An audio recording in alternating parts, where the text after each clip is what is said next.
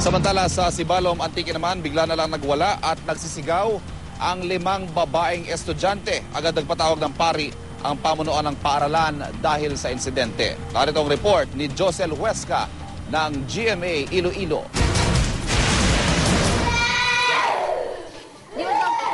Nakagulo ang mga guro at mag-aaral ng Sibalom Central School dito sa Sibalom Antique nitong Martes nang biglang magwala at magsisigaw ang 5 babaeng grade 6 sa kalapsaan ng kanilang klase. Agad namang nagpatawag ng pari ang pamunuan ng eskwelahan. Nagsidatingan din ang mga magulang ng mga bata.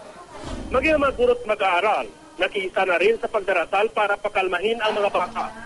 Matapos ang ilang minuto, nahimasmasa na ang 5 estudyante. Dahil sa insidente, nagrosaryo ang buong klase sa kalapit na simbahan ng paaralan. Tumanggi muna magbigay ng pahayag ang pamunuan ng paaralan. Susuruin daw muna nila ang nangyari, lalo't ngayon lang daw ito nangyari sa kanilang mga estudyante.